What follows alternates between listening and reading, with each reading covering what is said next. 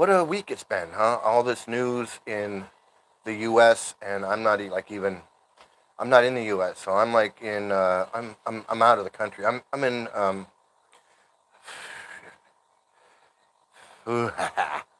So I'm in Thailand. I'm in Thailand. Um, and before I started doing these lives about Scientology, supporting Scientology, and then telling my story about the Hare Krishnas and my time in the Hare Krishnas and my time out of the Hare Krishna. Um, Before I got involved in all that, I was never like I didn't care about you know anything because I wasn't protesting anything. I wasn't. I wasn't involved in any of this type of thing. But now that I am, I really don't. I know it's. I got this new little sound system here, so I'm. I know it's funny, right? It's kind of funny that um, I don't even know if this is working. But anyway, it's kind of funny that I don't. All of a sudden, I don't want anyone to know where I am. I mean, obviously, I'm. You can see where I am. And but I am. I'm out of the U.S. I am in Thailand, and but I don't really want any, I don't really want anyone to know where I am because these cults are crazy, and I know it's for people who aren't in them and everything, never been in one. Um, they don't know what it's like, and it can be crazy, especially when you leave. Now, I want to start off again. I just want to say I want to start off like I do every video, every live. Uh, that I support the Scientology protest, but not only in Hollywood and in L.A., but all over the world, which I didn't know. I didn't know any of this was going on. I just happened to see a video of the streets L.A. In Hollywood, in front of the center there, and I guess this was like early in the year, like because I've been watching this for a while now, but I've been watching. It's been watching for a while now because I remember when before it closed. So whenever it closed, and I was watching, I got really sucked into it, and then I found out that he wasn't the only one. That there was a whole protesting going on, and then the protesting at La Poubelle. Now I was aware of the Danny Masterson thing because I was in L.A. when that was all happening. Um, and because I was a Hare Krishna for 20 years, I'm anytime I hear the word cult or any cult, whether it's Mormonism or Jehovah's Witness or anything, I'm always like, oh, let me, what is that? Because I have experience being in a cult. So for the last 12 years that I've been out of the Hare Krishnas and I've gotten back into like just a normal life, um, I still I was always interested in how did I get sucked into this thing, like what was I thinking? How did that happen? How do people get sucked into these cults? And well, the first thing is I didn't believe it was a cult. So um, right off the bat, when you go to join, when you're just checking things out, like at a booth or you meet someone and or you get a book somehow, and you have this hopefully for them, but hopefully not for them. You have an open mind. If you have an open mind and you just think of it as just another thing and it's not a cult, you know, um, it's easy to just think like, oh, it's Scientology is just like it's like therapy. It's like another self-help Anthony Robbins, Tony Robbins, or one of these. Which a lot of those things are cults too because they act like cults. So, but that's another story. But and Hare Krishna can just seem like, well, it's just another yoga meditation thing. Um, and Scientology is just another self-help, help me, you know, find happiness and not be whatever, like not going through what everybody else is going through. We're all going through the same thing. So um, you that's how people get sucked in, because first of all they have this open mind that it's not a cult. And if they haven't heard about Scientology or they haven't heard about Hare Krishna, that's even easier, because then they have absolutely no idea that it's a cult. They don't know what it is. So that's the worst thing, is to not have any idea. Because when I joined the Hare Krishnas, I knew that it was the Hare Krishnas, and I knew it was the Hare Krishnas. So, um,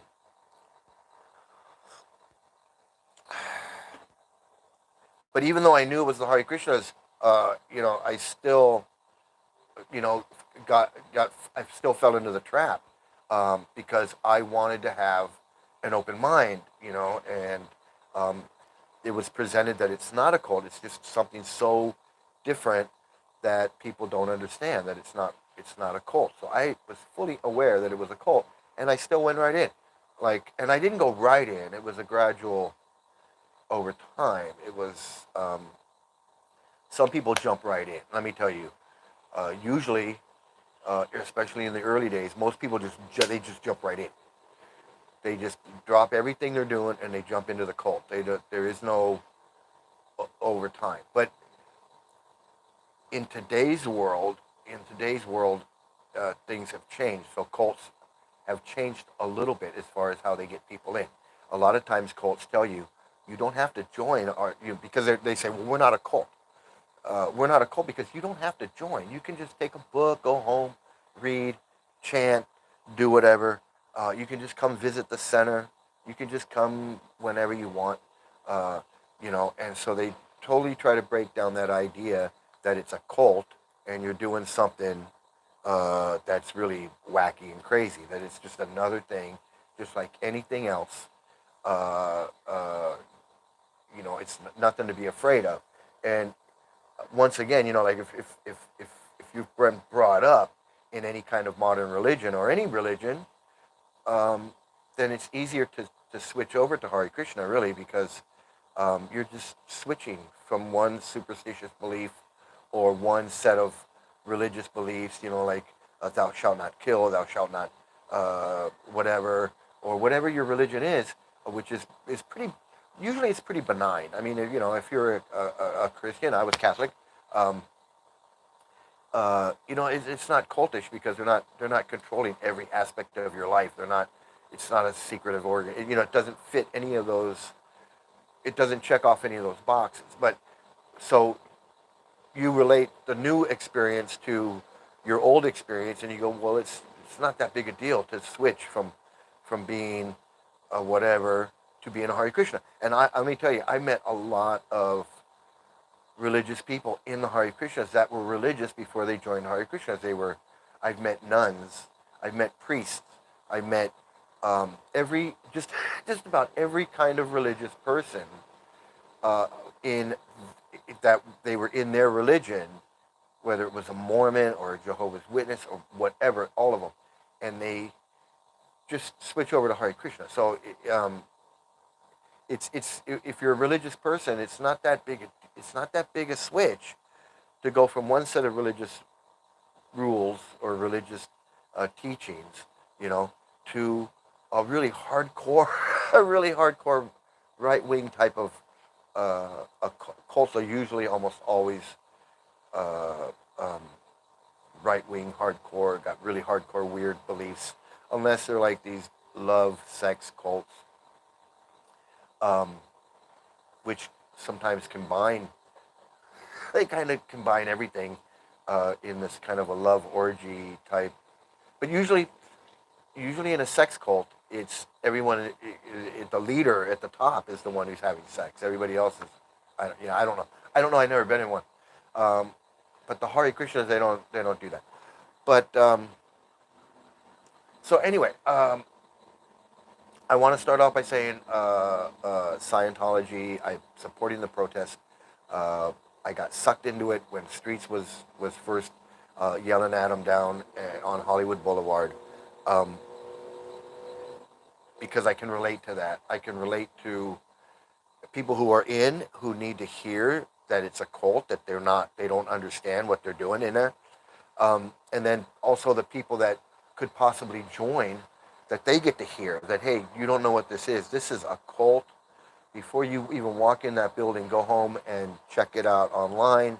You don't have to believe us. Just, this, just don't walk in there. And so that's how I got sucked into it, because was in a cult, and it got out of a cult, and I understand all the psychology. And I'm not a psychologist or anything, or a therapist or anything like that.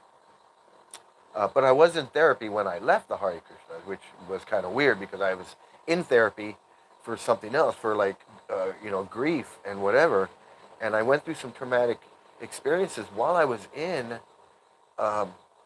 traumatic experience, just like regular experiences, but I was in therapy. And then, um, while I was in therapy, I left Hare Krishna. So one day I go in to see my therapist, and I'm like, hey, I'm not a Hare, I'm not a Hare Krishna anymore. Um, but that was cool, because I had him to talk to, and I was able to really, like, like, that really helped me. Which a lot of people aren't in therapy when they leave a cult. They could go into therapy, because that would be very helpful.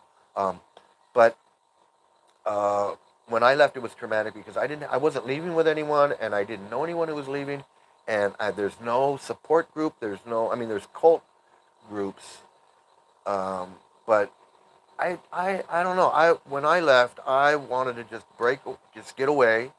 Was threatened, and there was some threatened with violence, and I don't want to say there was a death threat, but it was kind of ambiguous. You can read into it what you want, but there was some intimidation and some threats going on, and it was a weird it was a weird time, and I was living in the community, and I had to get out of the community and leave, and it was I had to just disappear. I had to just go. So uh, watching the demonstrations, Streets yelling at the people, and then also warning people not to join. I spent 20 years in the Hare Krishna cult. Those are 20 years that I wish I could get back. Um, it was from like when I was 30 to like I was 50. So those were like good years. Those were good years. Those were good years of my life that I can't get back. I could have I could have done a lot of things with those 20 years, um, that I didn't, because they had me convinced that it wasn't worth it to do anything. It was just chant Hare Krishna, and just shave your head and put on this thing, and go chant, and distribute books, and that was the most important thing in life to do. So that's what I was doing for 20 for 20 years, and for about 10 of those years, I got involved with like a splinter group, and it was kind of a power struggle with the official Hare Krishna organization and our little organization, that we were trying to do some kind of change within the bigger organization. Um, so then I finally, after 10 years of working with that, and kind of really just learning so much from associating with so many, and hanging out with so many, and hearing from so many uh, Hare Krishnas that had been in the movement for so long. They had been in from like day one. Um, they knew all the history. They knew all the stories. They knew all the dirty laundry. They knew uh, everything. And so I learned it all. I learned, exactly what was what and who was who, in those 20 years that I was doing that. Um, so I feel so. Then I saw Tori online, and I in the protesting, and then I stumbled across all these different protesters, and of course Tori, who left Scientology after 30 years in Scientology, and I immediately was like, oh, here's someone that I can relate to, because I was in there for 20 years. I don't know anybody who's been in a cult for 20 years, whether it's Scientology or Hare Krishna or the Moonies or whatever, uh, that spent that kind of long in a cult and then broke away. What to speak of even protesting? Because I've never protested um, Hare Krishna. I've never even spoken about what it was like to be to be a Hare Krishna to anybody. So that with the Occupy Blue, Occupy Scientology movement with the camping and the barbecues and it really started to grow. I really got excited that everything was growing, getting bigger and bigger, and maybe some change would happen. Um, and I didn't even know that this was going on. It had been going on for a while. I didn't know about uh, any of these other channels that have been doing this for years. I didn't know what was going on around the world. I didn't know. I mean, I remember when Anonymous, declared war on Scientology. That was so long ago. I mean, that was like, I don't know, 10, 15 years ago. I mean, I might have been a Hare Krishna at that time. I don't remember exactly. I left the Hare Krishnas in 2012, and I just pretty much walked away. But anyway, I'll get to that in a minute. But so all the protesting, I'm really involved in that because there really is no Hare Krishna protesting going on. There's no, there's very few. There's a few people on YouTube that speak out about their experiences. There's one guy, Gore Raider, who's really good, and then there's a couple other children that grew up in there. But for all the hundreds, maybe thousands of children that suffered in the movement, in the schools, of all the women that have suffered in the Hare Krishnas, of all the families that have been broken, all of the damages that have been done, and I know there's lots because I've seen it, I've talked to people, I know, but no one speaks out. And if they leave, they disappear because that's what happens. What happened in the 20 years that I was hanging around the L.A. Temple, and I know people there. I knew the temple president. I knew all the book distributors. I knew all the pujaris there. I knew the cooks. I knew everybody there at the Hare Krishna Temple from between 1992 and 2000 and well, I left there in 2012, but from 92 to 2012, I knew everybody there. I saw people come. I saw people go. I see people. I went to weddings. I went to funerals. I saw babies being born there. I watched kids grow up there. Um, I was there all the time. So between 92 and 2012, um, I was at the Hare Krishna Temple almost every Sunday, and then I was at every festival, and then I was there probably 2 or 3 times during the week, just hanging out, going to the programs in the morning and the afternoons. Um, and then from 2007 until 2012, for the last about 5 years, I lived in the community, right in the heart of the LA community, with everyone there. So I was like, so for the last 5 years, I was like always there at the LA Temple. Although I was part of a group that was like we weren't official. We were like we were kind of agitators of the we were like the reform movement of the Hare Krishna. So, um, but I was right there in the community living in the community for 5 years, at the Hare Krishna Temple on Watsika in Culver City. Um,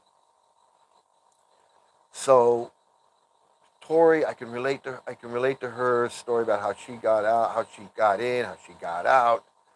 We were both in L.A. at the same time. We were each in our own cult. So I feel I feel like there's something there. Like I can relate. I can relate to her experiences, I respect her for what she went through and what she did.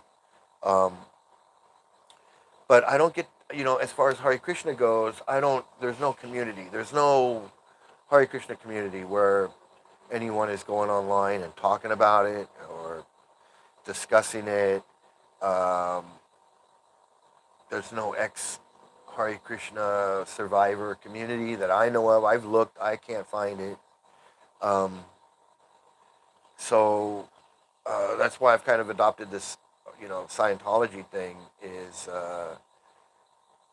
I feel a connection to people who are anti-cult and protesting and First Amendment and all that stuff. I'm totally on that. I'm totally that guy.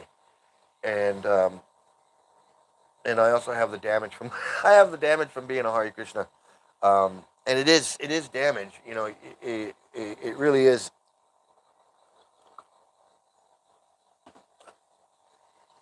Um, some of the Hare Krishnas that I happen to see, ex Hare Krishnas, that I've come across some comments, and I haven't had a conversation with them, but I've seen some comments. Some of these comments are years old, and some on some old videos. But they mention, I'm an ex Hare Krishna. I was in for 10 years, or I was Hare Krishna. I was in for 5 years, or I was in for whatever, however 20 years, whatever.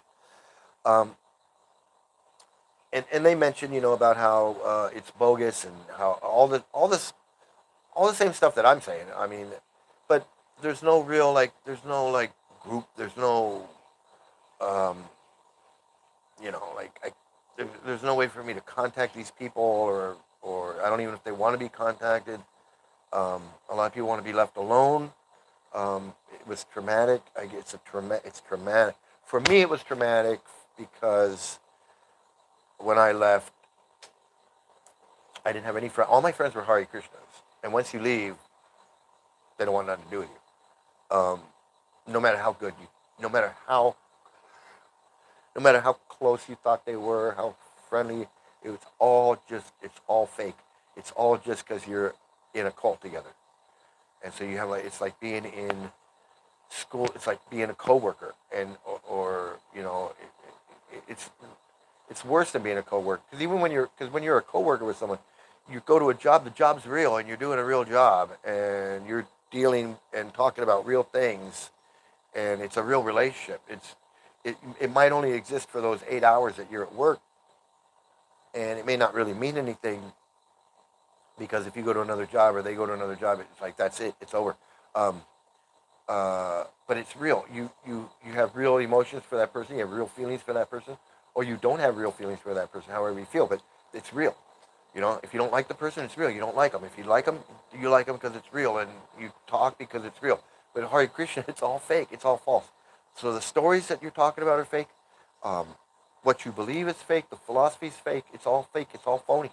It's all phony, and the friendship only exists because you all believe in the same fake stuff. And so when I came out of Hare Krishna, it was traumatic because I didn't have those friends anymore. I didn't want those friends anymore because what do I want those friends for?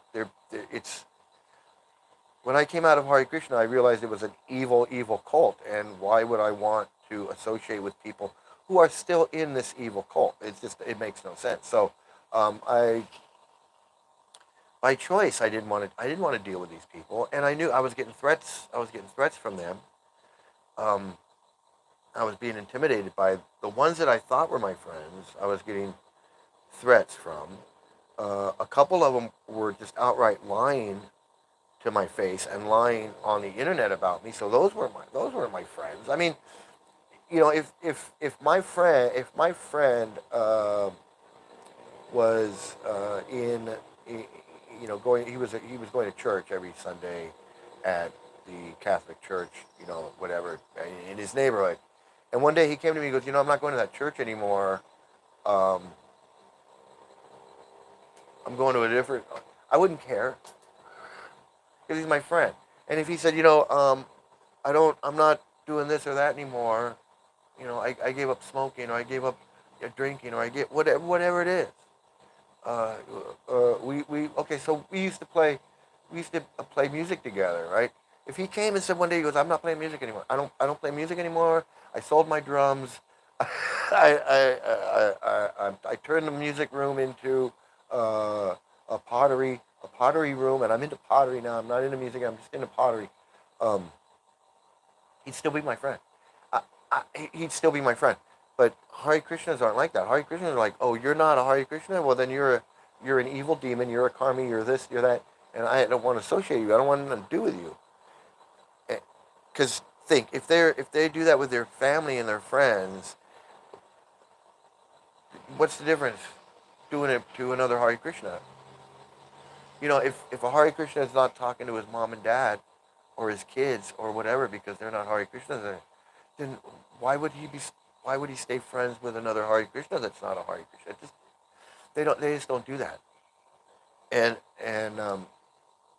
it was weird when my friend told me, hey, I actually when I started hanging out at the temple and I showed interest in being a Hare Krishna, then our friendship kind of like took off because now we could talk about Krishna. We could do things that were about Krishna. We'd go to the temple and we were like he was like my buddy. He was like this old friend because I was a Hare Krishna. He was a Hare Krishna, and then even ended up going to India together and stuff. Um, and he was an old timer.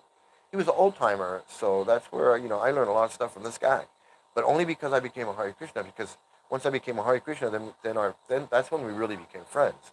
Before that, he was just like, oh, you're just the guy in the neighborhood, that you live a couple blocks away, and you come by every now and then, and we smoke a joint, and then that's it. We weren't really friends. But once he gave me a book and I took the book home and I was like showed interest in it and was like, well, I got a question for you about that book. Then he was like, oh, you have a question about the book?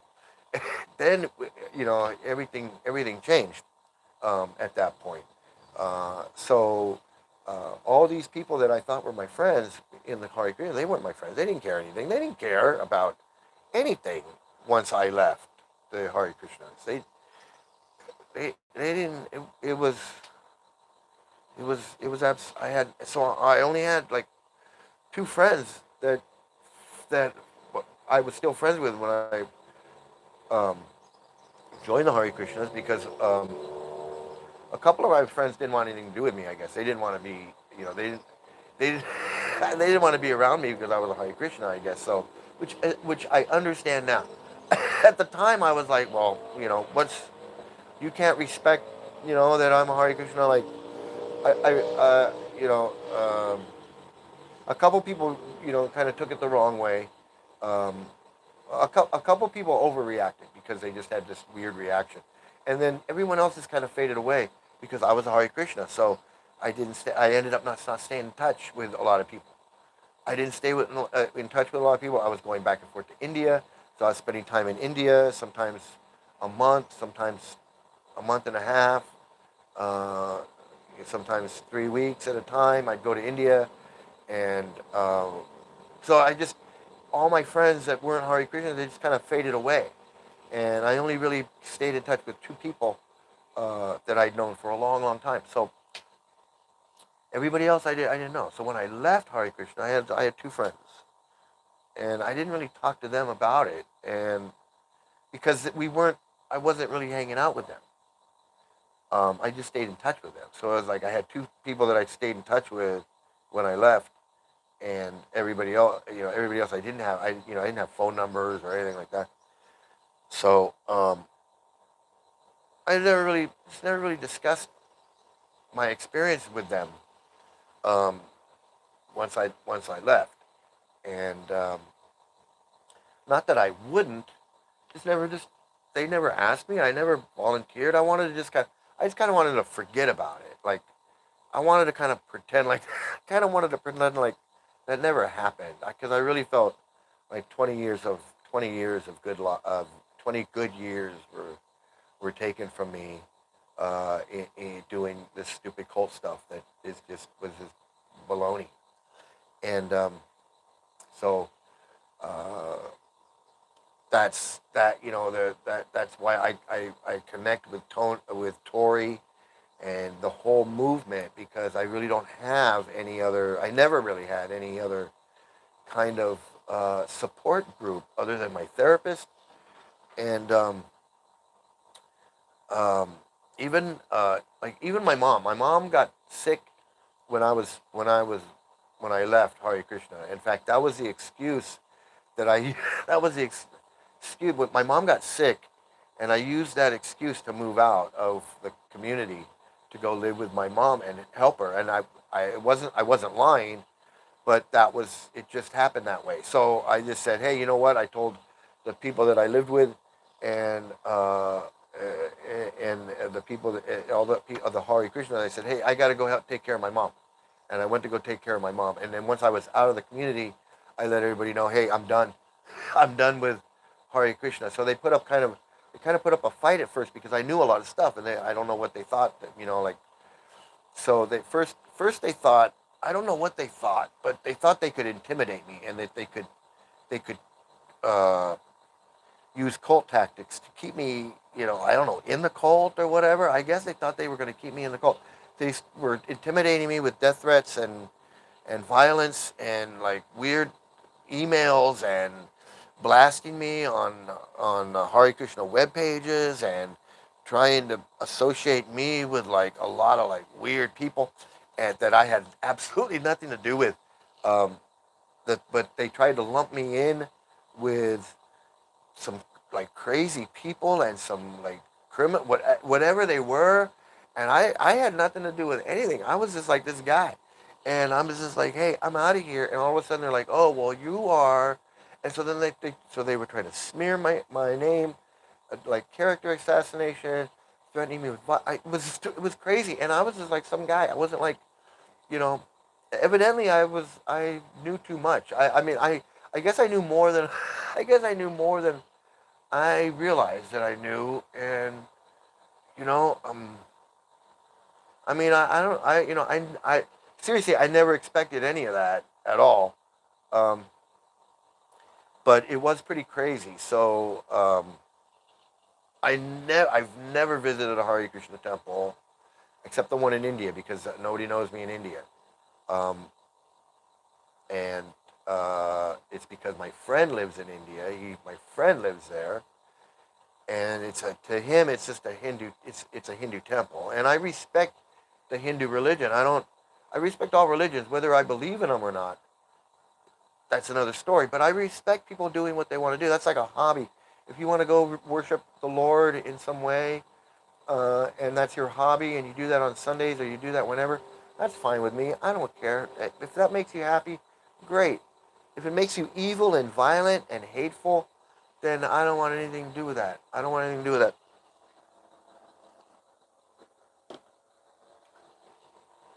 So, uh, but anyway, the community, I've really got into this community, this Hare Krishna, this Scientology, anti-Scientology community. Um, so I am from LA. I've been, I'm retired now, so I've been around. I remember Narcanon in Venice. I remember Dianetics commercials on TV. I remember, I remember Scientology was like really growing back in the early '70s, around the time that Tori joined. And Hare Krishna was really blowing up at that time too. Um, so again, I know what it was. I know what it's like to get involved in an LA-based cult that's very destructive. It tears families apart, abuses children. So many children have been abused in the Hare Krishna movement, and and again, that's why I feel so involved with the Scientology thing, because I know that it just destroys a lot of people. It destroys a lot of lives, and the public doesn't know enough. The public doesn't know enough about it, and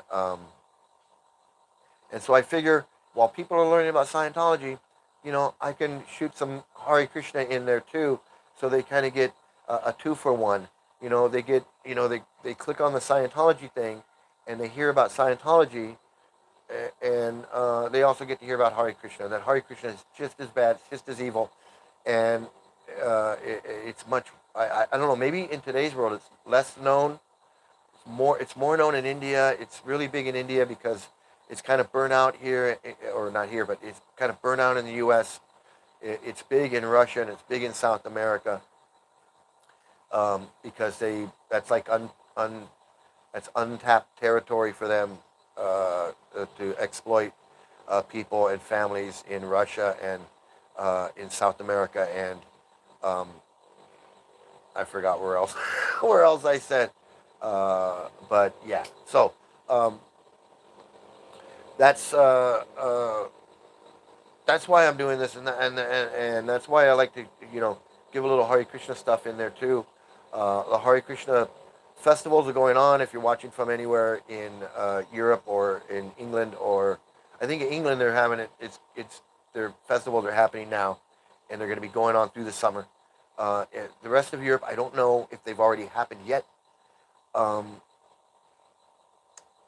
but in the U.S. they're going on. They're coming up in L.A. The Hare Krishna are going to have their big festival in Venice Beach, August 4th. So just, if anybody says anything to you, if you know people that are going, just tell them, say, man, that's a cult. Um, it's a cult like Scientology, man. It's not like some cool Hindu thing. That's what they want you to believe, but it's not.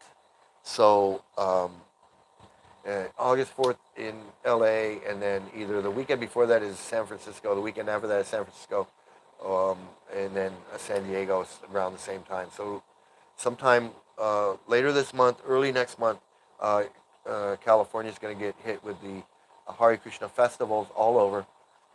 Um, and it's a big cult recruiting PR stunt that they've been doing for years, and for like 50 years, and people don't know, people don't realize that it's a big cult festival, and it's a big cult festival. And unlike the Scientology, unlike the Scientology events on L. Ron Hubbard Way, the Hare Krishna festivals actually attract in Venice Beach like thousands of people, and it attracts Hare Krishnas and Indians, and that's one of the main groups that the Hare Krishnas target are Indians in the U.S. that are here on visas. So they do a lot of that visa stuff, just like Scientology does. They they promise them uh, visa help, getting your visa. Like you can come and you can uh, join the Hare Krishnas, and we'll help get you a religious or visa or some kind of green card or something like that. Sometimes it's marriage. Sometimes they will hook people up with a wife or a husband, so that they can get a green card, and then they will do shady stuff to trap them into the Hare Krishna uh, uh, religion, either working in the temple in the as a cook or whatever it is, plumber, whatever it is. Um, but they don't look at it as work. They look at it as they have them brainwashed. But it is, they are kind of, a lot of times they're kind of trapped in there. They're um, they're brainwashed. They're manipulated into thinking that they have free will, but they're actually being manipulated into believing that they're doing what they want to do. And then they also have this visa, immigration kind of thing held over their head too at the same time. So it's evil. And then also with the children, um, families are taught, especially the youngest children, it's so evil. The youngest children should be put in the boarding schools, and it's not. And those schools are in India, and that's the worst place you want to put your kid. In a school, in a boarding school, is in India. You don't want to do that. But all the books and all the teachings say that that you need to put your kid in a Hare Krishna boarding school. That they need to learn from a young age, all these things. And so you got a lot of parents with little kids joining the Hare Krishnas, and they end up sticking their kids in, either moving to India or going to India and putting their kids in these schools. A lot of Western people and people from Russia and people from from South America and people from the U.S. have their kids in these schools in India, and these schools are like, they're like concentration camps for little kids. They're like, they are the worst. I wouldn't want my dog in one of those. Well, everybody loves a dog. I wouldn't want, you know, anything. I wouldn't want my worst enemy to be in a Hare Krishna boarding school. I mean, seriously, man, I am not making that up. I am not exaggerating. I'm not exaggerating. I'm not exaggerating at not one bit. Anyone out there that hears me that hears me talking, man, if you know anybody who thinks that going to a Hare Krishna festival is cool, fun, it's just a bunch of yoga, it's just a bunch of vegetarian food, but man, tell them they are as far wrong as they can be. That yeah, they want you to think that. I mean, what cult is going to put up a big sign that says we're a cult, we hate everybody, we have rules you can't possibly follow, that are going to torment you your whole time you're in this cult? No, they're not going to do that. They're going to say, hey, we're all happy. Look at us, we're happy. We've got, we got free food. We got vegetarian food. We love cows. We do yoga. We chant. We sing. We dance. We pray. We do all these great things. We're great people. Come on, man. If you really thought it was like that, I mean, wouldn't everybody? Why would? I mean, I was in for 20 years. If it wasn't like that, why would I? Why would I have left? I mean, why would I? Why would I have left? It's not. That is the farthest thing from the truth. And everybody in there is manipulated into thinking that they're having a great time. And again, it's like Tori says on her lives, it's like the Truman Show. In a way, it's like I guess it's kind of like the Truman Show in a way. You're in another world. You're in another world where everyone is a Hare Krishna. Everything is Hare Krishna. You're in this Hare Krishna fantasy world, and time goes by and you don't even realize because everything is just Hare Krishna, and it's like being in Disneyland, right? It's like everything's Disney. You go in there, once you enter the gate, everything's Disney. The bathrooms are Disney. The fire department is Disney. The police department is Disney. It's the Disney Railroad. It's the Disney everything, right? And it's like it's this make believe world, and you're having a great time in there, but it's all make believe. It's not real, and you're not having a great time, right? Is it really the happiest place on earth? You're standing in long lines. You're spending a lot of money. You're uncomfortable. A lot of people complain about. I mean, you look at the reviews of Disney or any webpage or anything about Disney, and you're going to have just as many people that hate it as the people that love it. In fact, you're going to find more people that hate it than these people that are these Disney fanatics that they go there and they know everything about it, and they live there, and they spend all their vacation there, and they right, those people are the exception, right? Most people aren't like that. Most people are just like Disney's just another place. And some people are they're Disney fanatics. It's like they got to have, it's like their whole world is Disney, right? And they know everything about it, right? That's almost like a cult of Disney, So,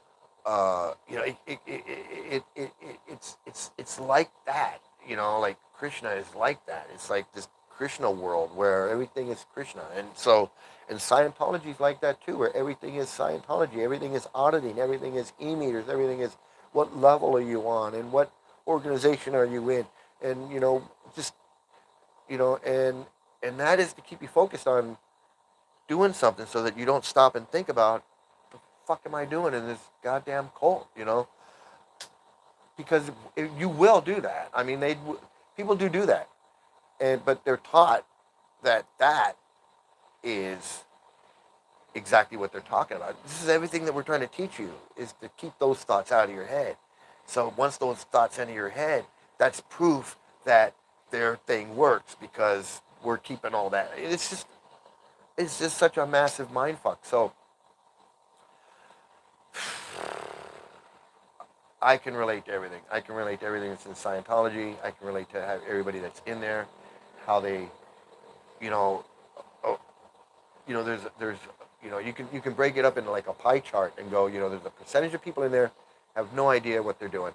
They they are completely innocent and think that it's not a cult, and that everything is hunky dory. That's a percentage. Then there's another percentage in there that knows it's bunk, but they're involved. They're invested, like a company, like a stock. It's their life now. They've got their family is in there. Their friends are in there. Their job is doing Scientology, and they don't. It's such a cult that they don't care if it's not. They don't even care if it's not real. You know, there's people in there that, like, obviously you can tell them, hey, it's not real. They don't care, because they're just so there's out of the people that don't care, when you tell them it's a cult, out of the people that don't care, a percentage of them don't think it's a cult. The other percentage, they do know it's a cult. You know, they know it doesn't work. These people at the top know it don't work. They know they're not happy. These people that are paying these if you've paid $1,000 in, or 10,000, or $1,000,000, you want that shit to work, man. Don't tell me you don't want that shit to work. You want that to work. You've invested your time, you've invested your years, and you've invested your money, and you've disconnected from your family, you've disconnected from your friends, and you've invested hundreds of thousands of dollars to get to OT7, and you realize it's fake. You're like, nah, this can't be fake. I want it to work because I've invested, and it's gonna work. I'm gonna make it work. Just like, I'm in Hare Krishna for however long it was, and it was kind of like Tori said today on her live. It was like, when you leave, it's kind of like peeling the layers back. It's like, there's a crack, and then the crack widens, and it widens, it widens, it widens, and then boom, you go, wait a minute. You know, like the small crack, you can kind of like go, well, I'm not sure that's a crack, and then it gets a little bit bigger, and you go, well, I don't know, I don't know, I can deal with that crack. But then when it gets so wide that you got to step over it or something, then it's like, what, I can't ignore it anymore. So it's kind of like that coming out, coming out of the cult, like, so there's people in there that are like, okay, it might be fake, it might be bogus. I think it's, I read this, I think it might be bogus, but I've invested $10,000, I've invested $100,000, I put in 20 years, and I'm at level 7. I might, why would I give up now? Why give up now? Why? I'm invested. I'm invested in it. Hare Krishna is the same way. I was like, well, I put all this time in it, read all the books. I understand the philosophy. It makes sense to me. Everything that's being said, it all makes sense. Um, all the time, I'm chanting. I'm chanting all these magical words all the time, and I'm getting up in the morning. I'm going to the morning program every day, and I'm going to the evening program at night, and I'm going to India, and I'm going in the Ganges and getting purified, and I'm going in the Jamuna River, and I'm getting purified, and I'm seeing, Krishna Balaram and the Krishna Balaram temple, and I'm visiting, the original 7 temples, and I'm going to Krishna's birthplace, and I'm going to, where Krishna did this, and Krishna stole the butter, and Krishna did this, and Krishna, and why don't I feel any different after after 18 years of this? How come I'm not feeling different? How come after 50 years I'm seeing old time guys that have been doing this more advanced than me? Actually, they're not. That's the point. They weren't. Because once you reach a certain level, there's no more to learn. I mean, they can make up more, but once you get the secret thing where you're exchanging spit with Krishna, and you realize that the goal is to be an 11-year-old girl, and Krishna has sex with you every night, but you're not supposed to call it sex because that's offensive, and once you realize that that's it, that that's the goal of life, and that, and you go, and you know you gotta at that point you gotta either wake up and go, hey, what's going on, or you're just all you're totally involved. Now, you're so deep in it you can't get out. Like this one guy told me, he said, look, you could prove to me that this is I was in for maybe, I would only been in for maybe a year or two, but I really respected this guy a lot. This guy knew everything. He knew, he was an old timer, been in from the beginning, was there in the beginning, and I spent a lot of time with this guy, like just talking, discussing, learning, reading, whatever. Went to India with this guy. My first trip to India was with this guy. Um, I saw him right before he passed away in India on a trip. Hadn't seen him in years, and just ran into him and said, "Hey man, how's it going?" And he was like, "Hey man, how's it going?" And and then he passed away right soon after that. And then I ended up leaving. Um, but I really respected him because he was like a down to earth guy. He was like a normal guy, but he was really into the Hare Krishna thing, and he knew a lot. And he just seemed like really smart about the whole thing. And he said to me one day, he said, you could prove to me that that all of this is fake, that everything is fake, it's false, there's no Krishna, there's no nothing, that everything is wrong, and I would still do it because it's just that great. It's just that great. And I just thought, well, that's very, I was just like, wow, that blew me away. It blew me away. Um, at the time, it blew me away because I was like, wow, that's dedication. That's like really being into the cult. Like, but then when I left and I thought about what he said, I was like, that's really being into the cult. Like, that's like Manson family type cult stuff. That's like, and the Hare Krishnas are kind of like the Manson family. They are. It really is, because Prophet says over and over in his books that, you know, if anyone says anything bad about Krishnas or the spiritual master, or you know any that unaliving them is perfectly okay, and ripping their tongue out is perfectly okay, and all of these things. So that's why Hare Krishnas have been known to kill people. They kill their own. They kill people that leave and speak out. Um, they've been known to do that. I don't know if they're doing that anymore. We'll see. I don't know.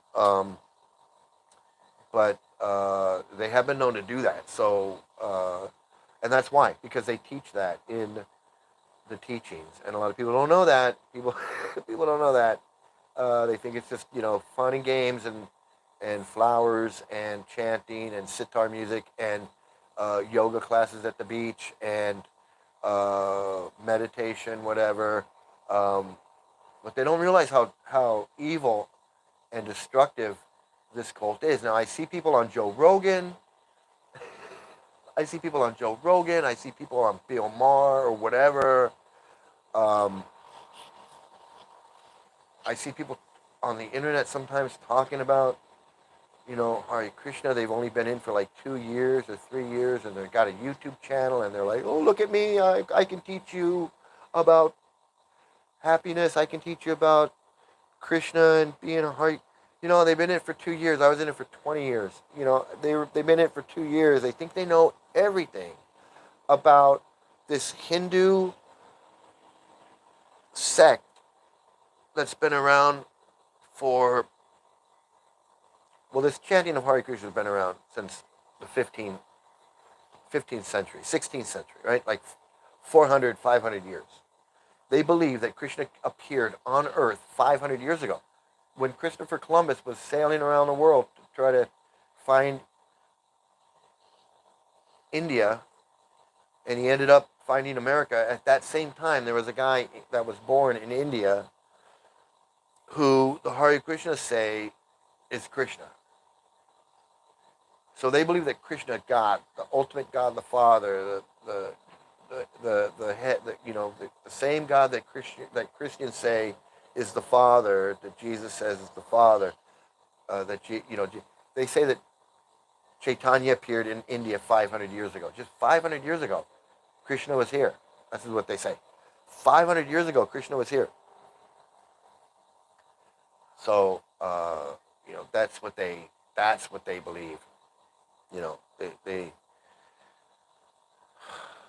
I forgot I forgot the point of that, but that is uh, what they believe. They believe that this guy appeared 500 years ago in India, and he started this Hare Krishna, and that this chanting of Hare Krishna is actually thousands of years old, 5,000 years old or older, but it's not.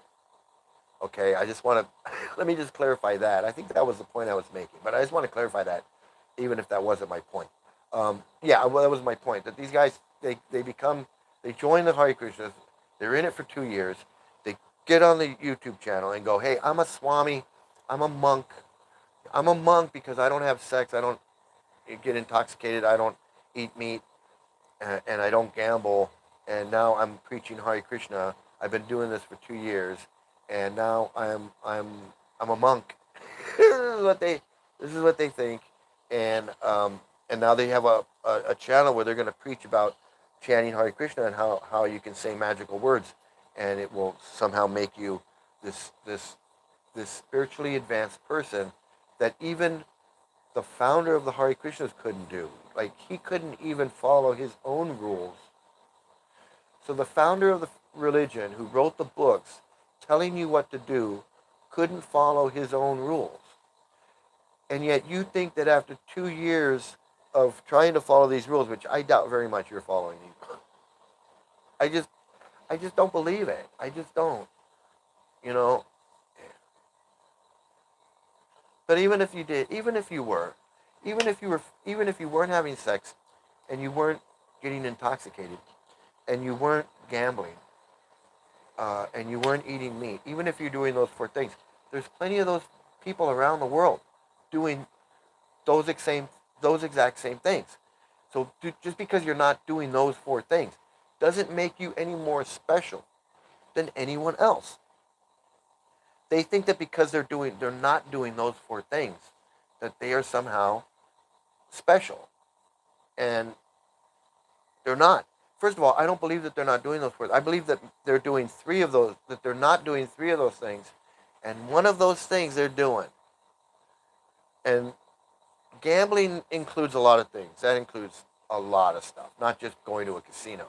Gambling includes playing games, playing sports, just thinking about stuff is they consider thinking about stuff as gambling. So I don't believe that they're following those four rules 100%.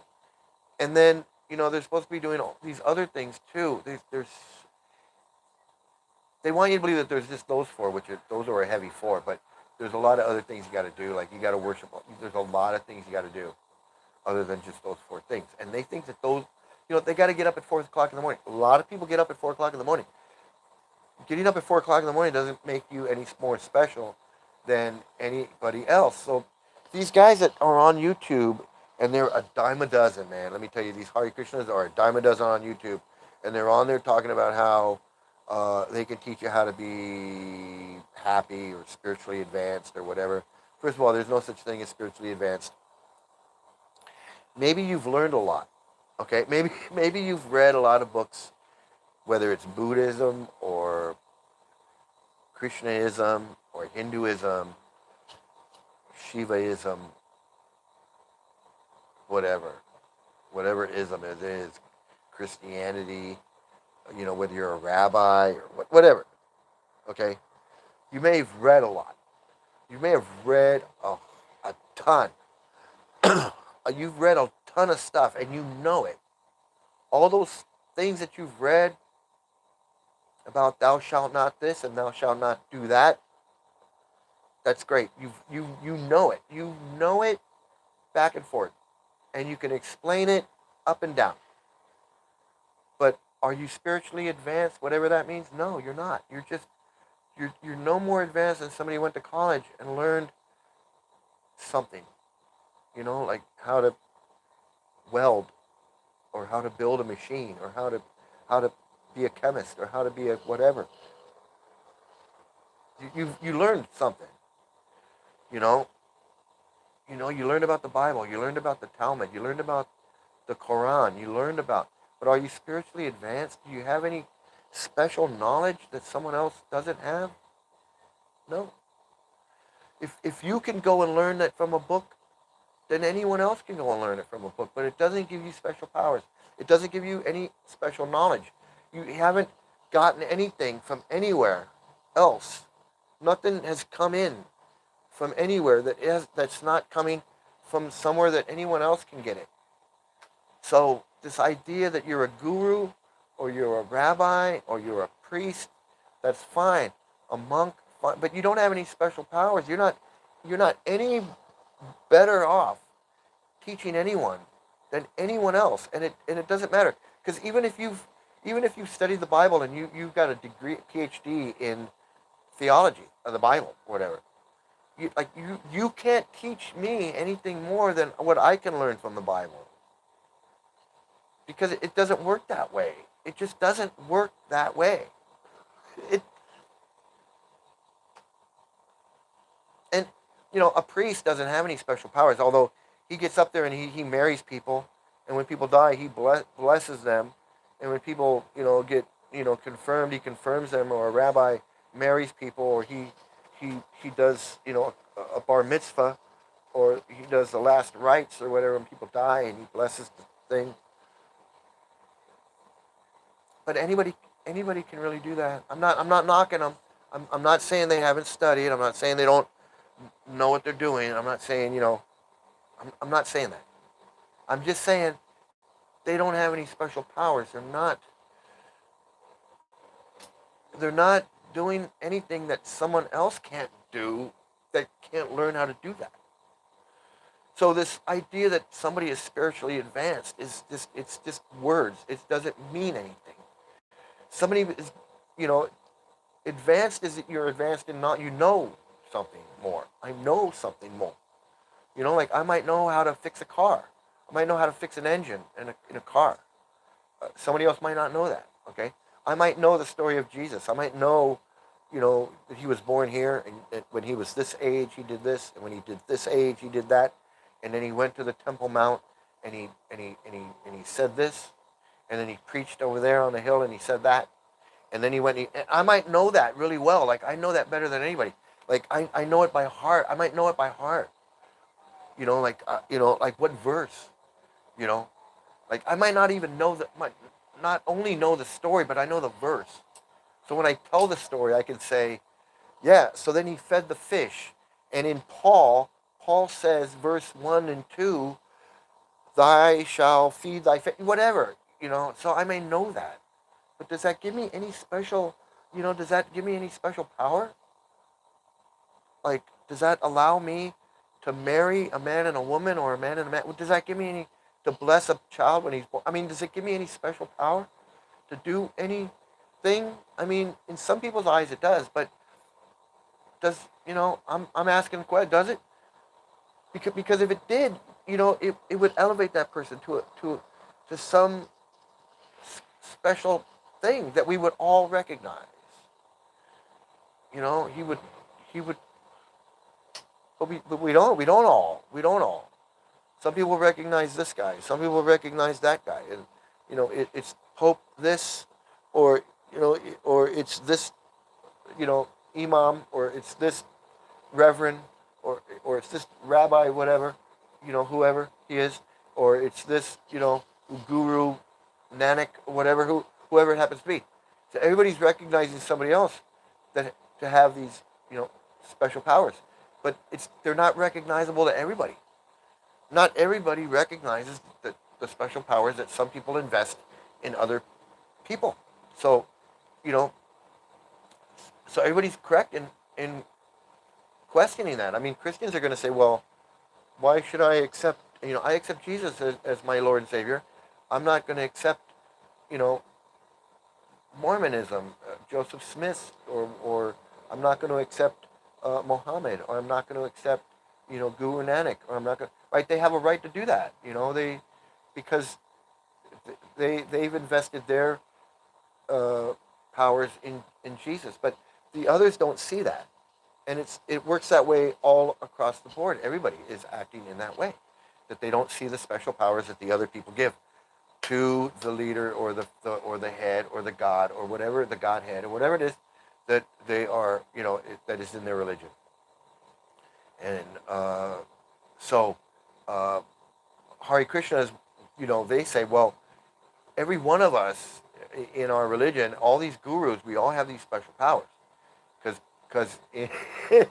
because in the Bhagavad Gita, Krishna says, see, I can tell you the verse. I can't say it in Sanskrit, but in the verse, I don't know what verse, but Krishna says in the Bhagavad Gita that he says, "Oh Arjuna, one must seek out a self-realized spiritual master, because and render service to him, because the the bona fide spiritual master has seen the truth. He can impart knowledge to you because he has seen the truth." So, oh Arjuna, seek out a spiritual master, seek out a bona fide spiritual master, and render service to him, because he can impart knowledge to you because he has seen the truth. So, the next question is, well, who's the bona fide spiritual master? So, well, the bona fide spiritual master has to be following all the rules of the Hare Krishna movement. That's what it says in their book. So you got to go, well, it's the guy who wrote the book, the founder. So the founder is the one who's got this special knowledge. He's got special knowledge, right? It's not just like, you can't just learn it from the book. You got to learn it from him. You got to get it from him directly, because he's got that special knowledge that came.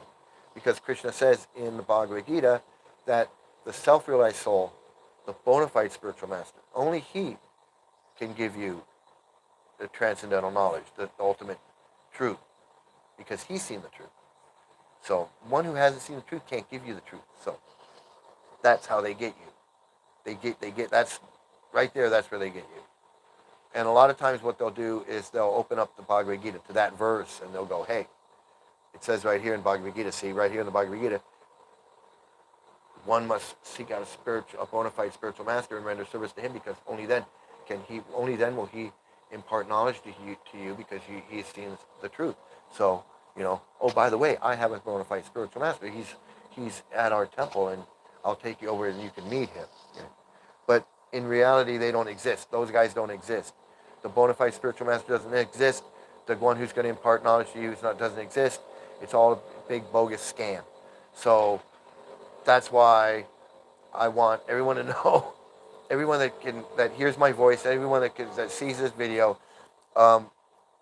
know that just like Scientology, with the e-meters and the bogus books and the Dianetics and all that crap, it's all a bunch of crap. Doesn't work. Doesn't work. Hare Krishna is the same way. It's all a bunch of crap. The chanting doesn't work. Following all those rules doesn't work. It does the opposite. It makes you unhappy. It ruins your life. You disconnect from your family. Your children are sent to a school in India where they are molested and treated like concentration camp inmates. So it's all a scam, and I want everyone to know that Hare Krishna is a scam. All the festivals are coming up. Big festival in Venice Beach, August 8th or August 4th. Don't go. Tell your friends, don't go. If you go, you happen to be there. It's going to be a lot of people there. I mean, who's not going to be in Venice Beach on Sunday, August 4th, if the weather's nice in LA? I mean, there's going to be thousands of people down there. So they instantly got a huge audience of people down there. So, Scientology, they got nobody going to their festivals. They got nobody going to their events. But Hare Krishna's got thousands. They're going to have thousands and thousands of people down there. So, stay away from Hare Krishnas. Don't take a book. Don't, help people by letting them know, hey, I just found out that Hare Krishna festival down in Venice Beach that we always go to That's a cult, man. That's a dangerous, evil, child molesting, human trafficking cult. And I don't want any part of it anymore because I just found out how horrible and evil it is. And I know I've been going down there for years, but I really had no idea it was so. I had no idea. But now that I know, I can't go down there anymore. I just can't do it. So I just want to let you know, buddy. I know we used to go every year, but I don't do that no more. It's and I would advise you not to do it anymore either. So that's my message for today. Um, Stay away from the Hare Krishna Festival in Venice Beach, in Golden Gate Park, in Balboa Park, wherever they're holding a Hare Krishna Festival. Stay away. Tell your friends, stay away. It's a cult. It's a cult. Don't go. Don't take a book. Don't have anything to do with them. And live a cult-free, happy life, everybody. All right. So that's it for today. More power to the protesting in Scientology, and tell a friend about Hare Krishna, that they're a dangerous, evil cult that should be avoided at all costs, and live a great cult-free life.